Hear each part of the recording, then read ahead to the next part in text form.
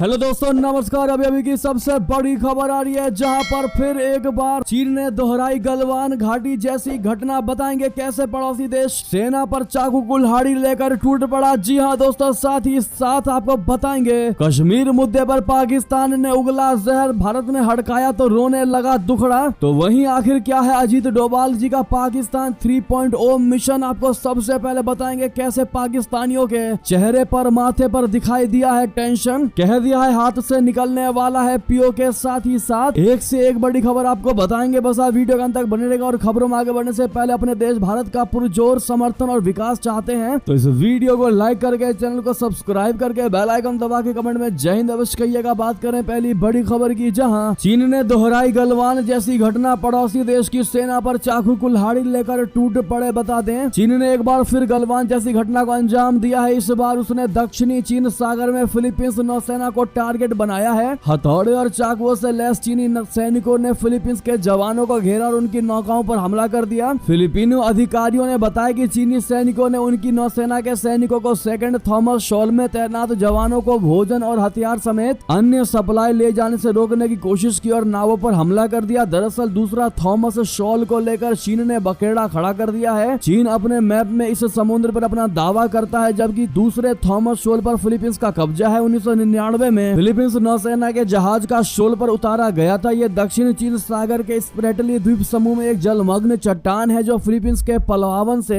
105 समुद्री मील पश्चिम में है। ये एक विवादित क्षेत्र है और ताइवान और वियतनाम समेत अन्य देश भी इस व्यस्त जलमार्ग पर दावा करते हैं। जी हाँ दोस्तों, चीन और फिलीपींस के बीच इसको लेकर टकराव बना हुआ है। इस बार चीनी तटरक्षक कर्मी 8 मोटर बोटों पर सवार होकर आए और 2 फिलीपींस नौसेना की इनफ्लेटेबल नौकाओं को बार बार टक्कर मारी। उनके जहाजों को छुरी, चाकू और हथौड़ों से क्षतिग्रस्त कर दिया। फिलीपींस सुरक्षा अधिकारियों ने द एसोसिएटेड प्रेस को बताया है कि बहस और बार बार टकराव के बाद चीनी तटरक्षक कर्मी फिलीपींस नौसेना के जहाजों पर चढ़ गए और 8 M4 राइफलें जब्त कर ली और ये हथियार बक्सों में पैक किए गए थे। जी हाँ दोस्तों, यानी कि एक बार फिर चाइना ने दिखा दिया है कि वो सुधरने नहीं वाले। गलवान जैसा हमला फिलीपींस के नौसेना पर कर दिया है। दोस्तों, इस पर आपकी क्या राय होगी? और वाकई में यह खबर अभी ट्रेंडिंग में चल रहा है और पूरी दुनिया में वायरल हो चुका है। दोस्तों, अब देखना ये होगा कि इस पर चाइना क्या जवाब देता है और फिलीपीन कैसे बदला लेती है इस हमले का। तो वहीं आपको बता दें, कश्मीर मुद्दे पर पाकिस्तान ने उगला जहर, भारत ने हड़काया तो रोने लगा दुखड़ा। दरअसल पाकिस्तान के प्रधानमंत्री शहबाज शरीफ ने चीन दौरे के दौरान कश्मीर का मुद्दा उठाया था। इसको लेकर अब चीन पाकिस्तान ने बयान जारी भी किया था, जिसके बाद भारत ने पाकिस्तान को आड़े हाथों लिया और कहा था कि जम्मू कश्मीर और लद्दाख भारत का अभिन्न अंग है, किसी भी देश को इस पर कमेंट करने का अधिकार नहीं है। इसके बाद से पाकिस्तान ने लगातार भारत के खिलाफ कश्मीर मुद्दे को लेकर फिर से जहर उगला। दोस्तों, अब पाकिस्तान के विदेश विभाग के प्रवक्ता मुमताज जहरा बलोच ने कहा है कि ये एक स्थापित तथ्य है कि जम्मू और कश्मीर एक अंतर्राष्ट्रीय स्तर पर मान्यता प्राप्त विवादित क्षेत्र है। ये विवाद 7 दशकों में से यूनाइटेड नेशन के एजेंडे में है। बलूच ने कहा है कि यूनाइटेड नेशन सुरक्षा परिषद में साफ तौर से कहा गया है कि जम्मू कश्मीर के मुद्दे का हल जनमत संग्रह से होगा। उस पृष्ठभूमि में भारत जम्मू कश्मीर पर दावा करता है जो पूरी तरह से गलत है। आपको बता दें कि चीन पाकिस्तान आर्थिक कॉरिडोर बना रहा है। कश्मीर के उस हिस्से को से निकल कर जाएगा जहां भारत अपना कब्जा बताता रहा है। इसको लेकर भारत ने कहा है कि वो पाकिस्तान के इस क्षेत्र पर अवैध कब्जे को वैध बनाने के कदम को खारिज करेगा। विदेश मंत्रालय के प्रवक्ता रणधीर जायसवाल ने कहा कि जम्मू और कश्मीर, लद्दाख भारत का अविभाज्य अंग है। उन्होंने कहा कि हमने 7 जून 2024 को चाइना और पाकिस्तान के बयान को नोट किया है, जिसे हम अस्वीकार करते हैं। साथ ही साथ इतना ही नहीं, आपको बता दें, आखिर तीसरी बार राष्ट्रीय सुरक्षा सलाहकार के पद पर पाकिस्तान को लेकर क्या मिशन है अजीत डोभाल जी का? पाकिस्तानी आ गए हैं टेंशन में, कहा हाथ से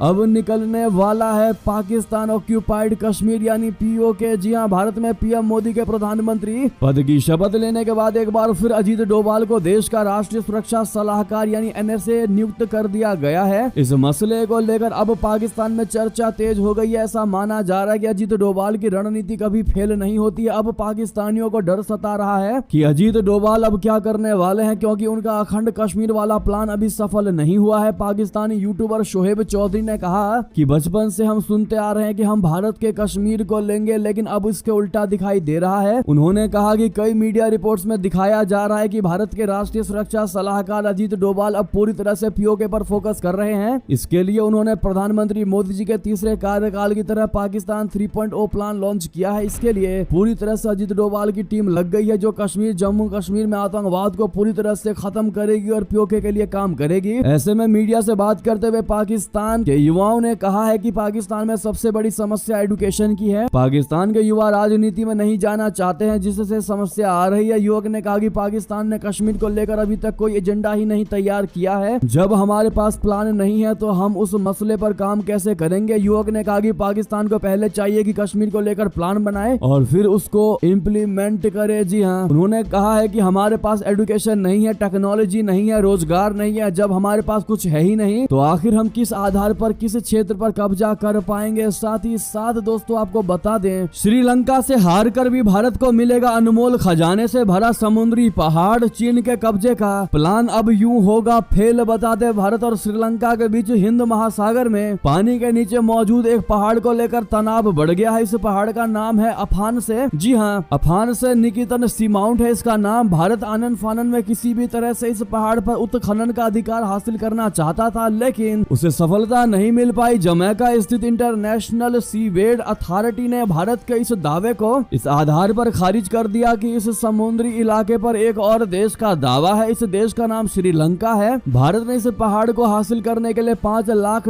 फीसद के तौर पर भी खर्च किया था। भारत को सबसे बड़ा खतरा श्रीलंका नहीं बल्कि चीन से लग रहा है, जो इस समुद्री पहाड़ पर आंखें गड़ाए हुए है। चीन श्रीलंका की मदद से इसे हासिल करने का सपना देख रहा है। आपको बता दें, आखिर इस पहाड़ में ऐसा कौन सा खजाना छिपा है जो भारत और चीन आमने सामने है। दरअसल अफान से निकितन सीमाउंट मध्य हिंद महासागर में श्रीलंका के नीचे मालदीव के पूर्व में स्थित है। भारतीय तट से इस पहाड़ की दूरी लगभग 1350 किलोमीटर है। इस पहाड़ में बहुत बड़ी मात्रा में कोबाल्ट मिलने का अनुमान है। कोबाल्ट आज दुनिया भर के लिए बहुत ही महत्वपूर्ण हो गया है और मोबाइल से लेकर ईवी तक में इसका जमकर इस्तेमाल किया जा रहा है। इससे हथियार बनाए जा रहे हैं। इस पहाड़ का इलाका 3000 वर्ग किलोमीटर में फैला हुआ है। तो वहीं आपको बता दें, दूसरी पारी की पहली विदेश यात्रा विदेश मंत्री जयशंकर जी श्रीलंका पहुंच चुके हैं। पड़ोसी पहले नीति पर रखेंगे फोकस। जी हाँ, विदेश मंत्री जयशंकर जी बृहस्पतिवार को श्रीलंका पहुंचे और अपनी इस यात्रा के दौरान वो द्विपक्षीय संबंधों को मजबूत करने के लिए देश के शीर्ष नेतृत्व से बातचीत करेंगे। कोलंबो पहुंचने पर विदेश राज्य मंत्री थारका बालासूरिया और पूर्वी प्रांत के गवर्नर सेंथिल थोंडमन ने जयशंकर जी का स्वागत किया। ऐसे में हैप्पी जर्नी जयशंकर जी कहना आप लोग कमेंट में मत भूलिएगा। साथ ही साथ बता दे, पाकिस्तान के परमाणु बम खतरे में। पीओके में घुसी भारतीय सेना तो कर सकता है एटमी हमला। जी हाँ, विशेषज्ञ ने दे दी है ये बहुत बड़ी चेतावनी। दरअसल पाकिस्तान दुनिया का पहला ऐसा मुस्लिम राष्ट्र है जिसने साल 1998 में परमाणु बम का परीक्षण करके दुनिया को चौंका दिया था। जी हाँ, पाकिस्तान ने तब से लेकर अब तक 170 परमाणु बम बना लिया है। ऐसा पहली बार हुआ है कि भारत ने साल 2023 में पाकिस्तान को परमाणु बमों की संख्या के मामले में छोड़ दिया है। स्टॉकहोम की संस्था सिपरी की ताजा रिपोर्ट के मुताबिक भारत के पास अब 172 परमाणु बम हो चुके हैं। पाकिस्तान अपने परमाणु बमों को इस्लामिक परमाणु बम करार देता है, लेकिन विशेषज्ञ मुस्लिम कट्टरपंथियों को ही पाकिस्तानी एटम बम के लिए सबसे बड़ा खतरा मानते हैं। उनका कहना है कि आतंकी परमाणु ठिकाने पर कब्जा कर सकते हैं और इसमें पाकिस्तान का ही कोई अफसर मदद कर सकता है। भारतीय सेना में पूर्व कर्नल और सैटेलाइट तस्वीरों के विशेषज्ञ विनायक भट्ट ने ट्वीट करके पाकिस्तानी परमाणु बमों को लेकर कई अपडेट दिए हैं। हाल ही में पाकिस्तानी सेना के एक वरिष्ठ अधिकारी ने खुलकर कहा था कि हमारी कोई नो फर्स्ट यूज नीति नहीं है। पाकिस्तानी परमाणु वैज्ञानिक, रणनीतिकार और वरिष्ठ सैन्य अधिकारी हमेशा से ही कहते रहे हैं कि पाकिस्तान पहले टैक्टिकल न्यूक्लियर वेपन का इस्तेमाल करेगा अगर भारतीय सेना पीओके में घुसती है तो। जी हाँ, तो वहीं आपको बता दें, पाकिस्तान के रणनीतिक टिप्पणीकार कमर चीमा ने भी बड़ा बयान दिया। कमर चीमा ने सबसे पहले न्यूक्लियर हथियारों पर आई रिपोर्ट का हवाला दिया। उन्होंने कहा कि रशिया, अमेरिका, इजराइल, फ्रांस जैसे देश लगातार अपने परमाणु हथियारों को आगे बढ़ा रहे हैं। दुनिया भर में 12,000 से ज्यादा न्यूक्लियर हथियार हैं। अमेरिका और रशिया के पास ही करीब 90% हथियार है। कमर चीमा ने कहा कि इंडिया और पाकिस्तान के न्यूक्लियर प्रोग्राम में एक बहुत बड़ा डिफरेंस है। पाकिस्तान के परमाणु कार्यक्रम के पीछे सिर्फ भारत रहा है, जबकि भारत की चिंता चीन है। वहाँ चीन को लेकर ये सब किया जा रहा है। साथ ही साथ आपको बता दें, दलाई लामा के उत्तराधिकारी को प्रभावित नहीं कर सकते। जी हाँ, तिब्बत के आध्यात्मिक नेता पर आमने सामने आए चीन और अमेरिका। बता दें अभी की बड़ी खबर, अमेरिकी सांसदों के ग्रुप ने कहा है कि वे चीन को दलाई लामा के उत्तराधिकारी की पसंद को प्रभावित करने की अनुमति नहीं देंगे। अमेरिका की ओर से ये दलाई लामा की पसंद के लिए अपनाई जाने वाली परंपराओं और मानदंडों के लिए पूर्ण समर्थन का संकेत है। पूर्व स्पीकर नैन्सी पेलोसी ने बुधवार को हिमाचल प्रदेश में दलाई लामा के मठ में उनसे मुलाकात के बाद कहा कि दलाई लामा की ज्ञान, करुणा, पवित्रता और प्रेम के संदेश की विरासत हमेशा जीवित रहेगी। इस दौरान उन्होंने चीनी राष्ट्रपति शी जिनपिंग को सीधा घेरते हुए कहा कि दूसरी ओर आप चले जाएंगे तो कोई भी आपको किसी भी चीज का श्रेय नहीं देगा। दलाई लामा के उत्तराधिकारी चुने जाने की बात पर इस समय चाइना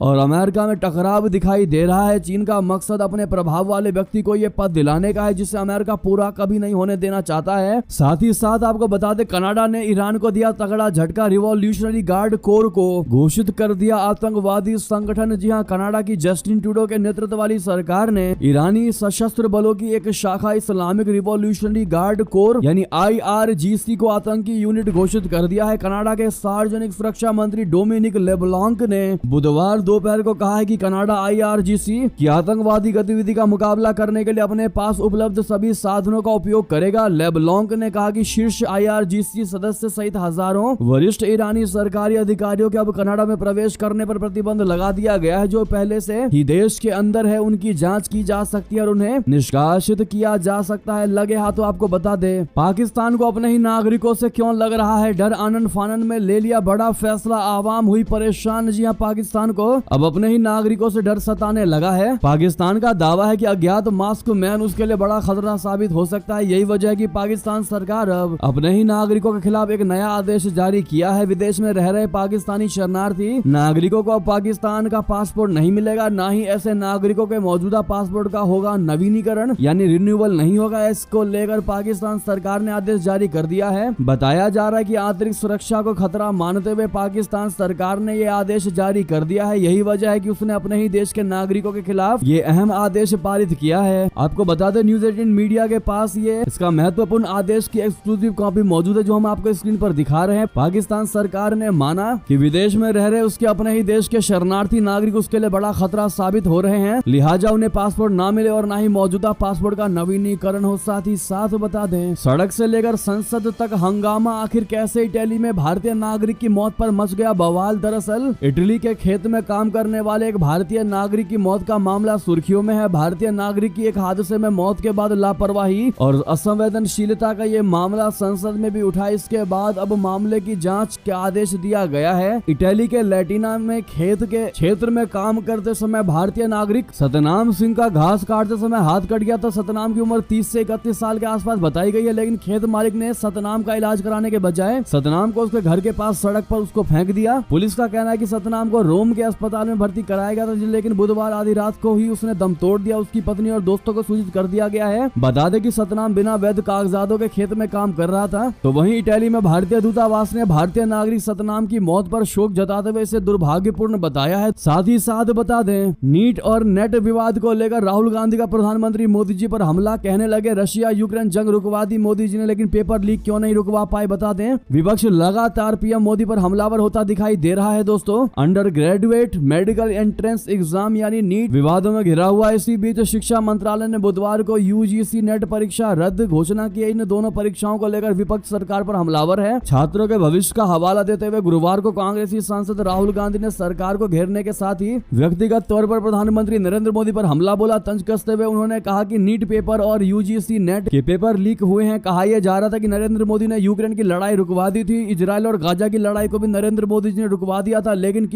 किसी कारण देश में जो पेपर लीक हो रहे हैं उन्हें नरेंद्र मोदी नहीं रुकवा पाए या फिर रोकना नहीं चाहते हैं। ऐसे में दोस्तों, क्या कहीं ना कहीं से ये किसी भी प्रकार से इनकी बातें मेल खाती हैं? दोस्तों, क्या कहना है आपका राहुल गांधी के इस बयान पर? कमेंट में लिखकर अवश्य बताइएगा। देखते हैं क्या कहती है भारत की जनता। तो वहीं साथ ही साथ बता दें, इतना ही नहीं, नीट पेपर को लेकर बिहार के डिप्टी सीएम का बड़ा दावा। कहा पेपर लीक में तेजस्वी यादव के करीबी का है हाथ। जी हां, बिहार के डिप्टी सीएम विजय सिन्हा ने लालू परिवार पर गंभीर इल्जाम लगाए हैं। विजय सिन्हा ने दावा किया है कि पेपर लीक के तार तेजस्वी यादव के निजी सचिव से जुड़ा है। नीट पेपर लीक मामले पर बिहार के उप मुख्यमंत्री विजय सिन्हा ने बड़ा दावा किया। विजय सिन्हा ने कहा कि नीट पेपर लीक के आरोपी सिकंदर यादवेंदु के लिए बिहार के पूर्व डिप्टी सीएम तेजस्वी यादव के करीबी उनके सचिव यानी PS बोले तो पर्सनल सेक्रेटरी ने गेस्ट हाउस बुक करवाया था। विजय सिन्हा ने कहा कि तेजस्वी यादव के सचिव प्रीतम यादव के कहने पर सिकंदर के लिए गेस्ट हाउस बुक किया गया था। जी हाँ दोस्तों, बहरहाल कौन है सही है कौन है गलत, ये तो आने वाला वक्त ही बताएगा। इस पर आपकी क्या राय है दोस्तों, कहना मत भूलिएगा। साथ ही साथ ये थी अभी की सारी बड़ी खबरें। आपको हमारी खबर कैसी लगी? आशा करता हूँ बहुत अच्छी लगी होगी। थोड़ी भी अच्छी लगी तो वीडियो को लाइक करके चैनल को सब्सक्राइब करके बेल आइकन दबा के कमेंट में जय हिंद अवश्य कह दीजिएगा। मिलता अगली बड़ी खबर में, आप सभी का बहुत बहुत धन्यवाद। जय हिंद, जय भारत।